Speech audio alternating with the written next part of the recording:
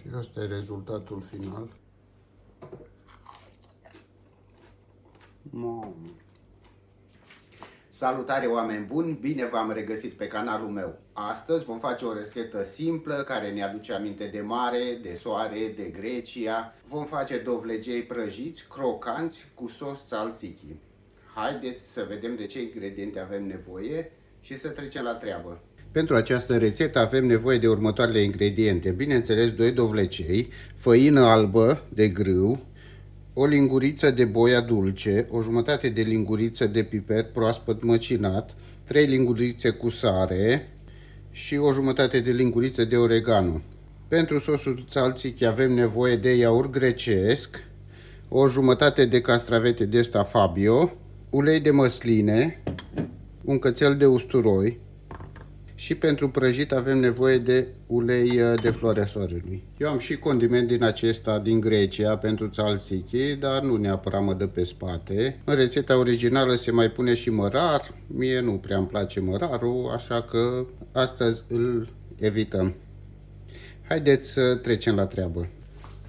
Prima dată vom lua castravetele și îl vom curăța.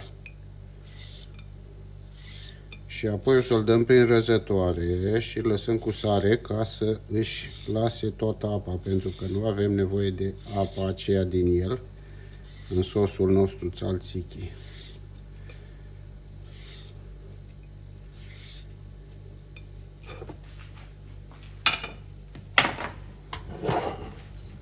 Vor da prin răzătoarea asta mare.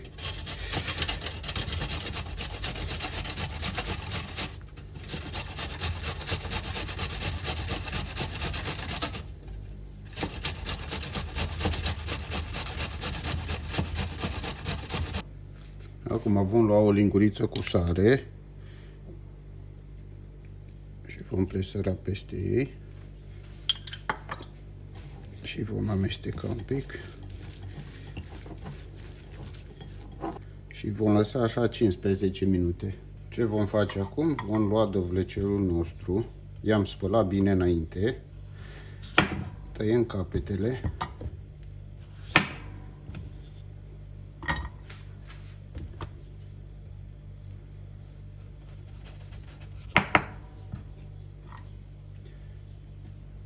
Și îi vom felia. Eu am un feliator de ăsta electric.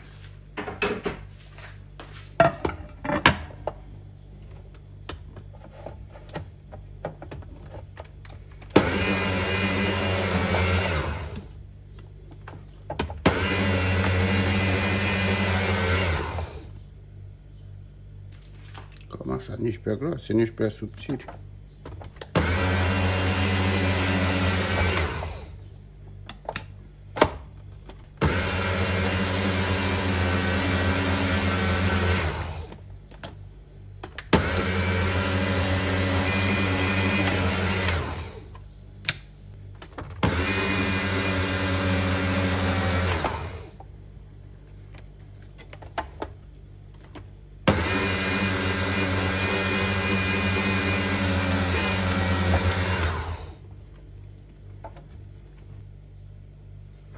Acum și pe aceștia vom presăra sare și vom lăsa să-și lase apa.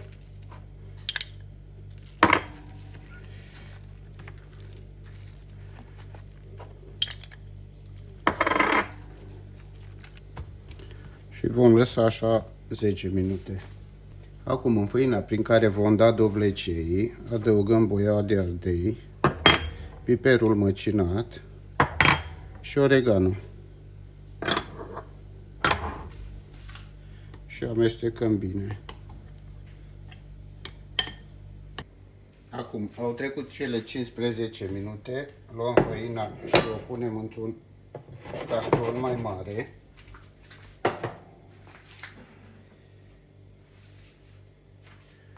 Și uitați, dovlecei noștri câtă apă au lăsat.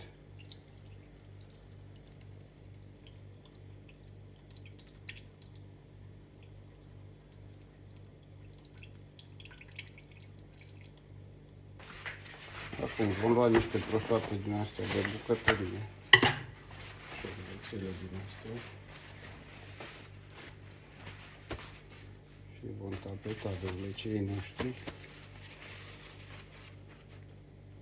și îi punem în făină.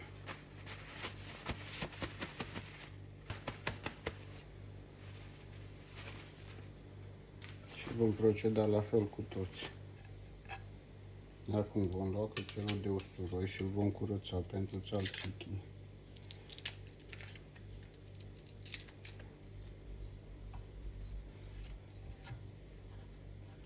Și îl vom tăia mărunt.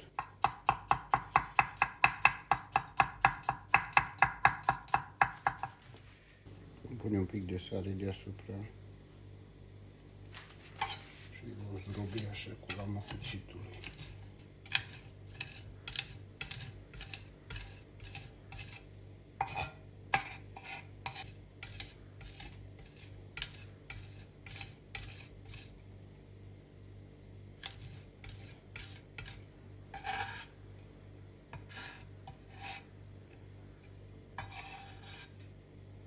Vom pune în iaurt. Acum castraveții noștri îi vom scurge. Uitați și ăștia câtă zeamă și-a lăsat.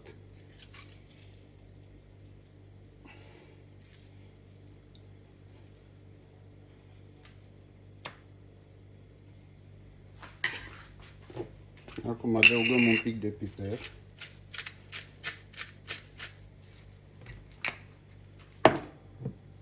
Și ulei de măsline.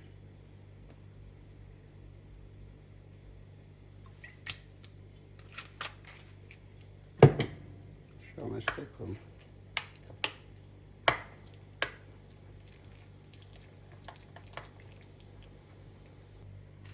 Și acum vom lua dovlecei și vom amesteca cu făină.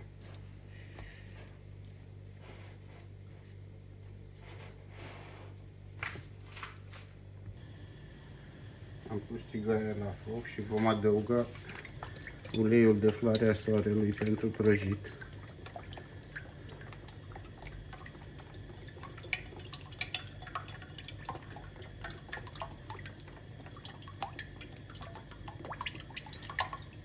Acum vom avea nevoie de un castron cu apă rece în care vom adăuga cuburi de gheață.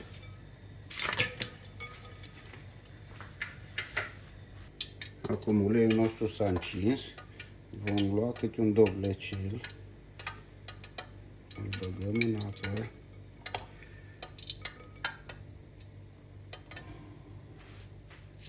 și îl vom pune în tigaie.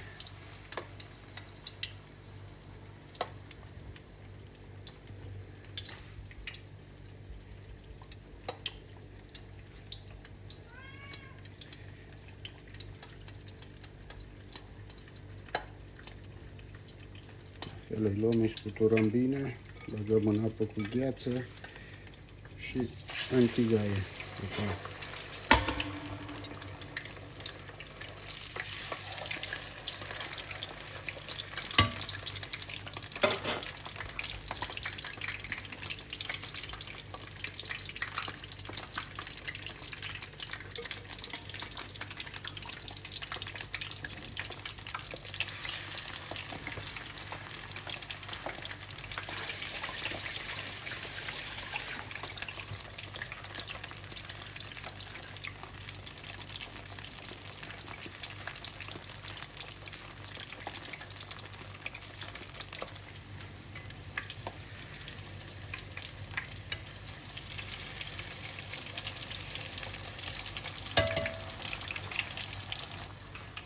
Și acum îi vom scoate pe o farfurie de asta cu un șervețel să absoarbă uleiul.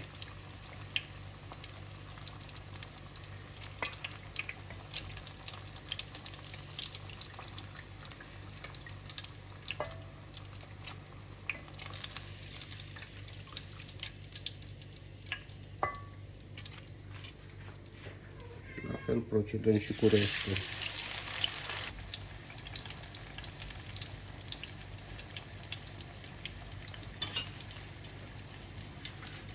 Vom scoate și pe aceștia.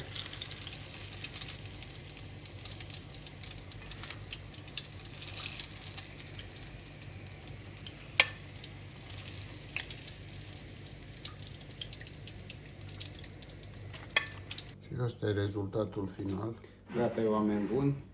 Am terminat, uitați și rezultatul. Hai să vedem acum.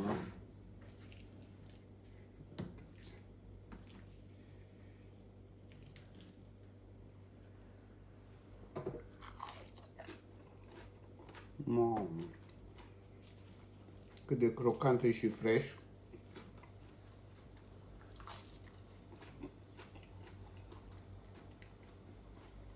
Sunt mai bune pentru o zi călduroasă de vară, așa. Mamă.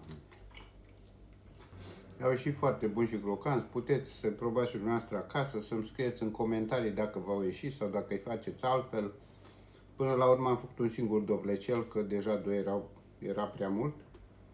În țalțichii puteți pune și mărar. Eu am ales să nu pun, că nu sunt neapărat prieten cu mărarul. Și cam asta e. Vă mulțumesc pentru vizionare. Vă rog să vă abonați la canalul meu, să dați un like. Pe mine mă motivează să merg mai departe și să ne revedem cu bine la următorul video. Pa, pa! Dați un like, da? Poate nu dați. Și vă rog să dați și un share la prietenii dumneavoastră, poate sunt interesați de rețetă. Eu sunt demențial. Și încă o chestie, în făină, în compoziție, mai puteți adăuga amidon de porumb. Ai face și mai crispy, da? Deja dacă avem făina aia prăjită, mai adăugăm și amidon. Ăștia sunt un pic mai sănătoși.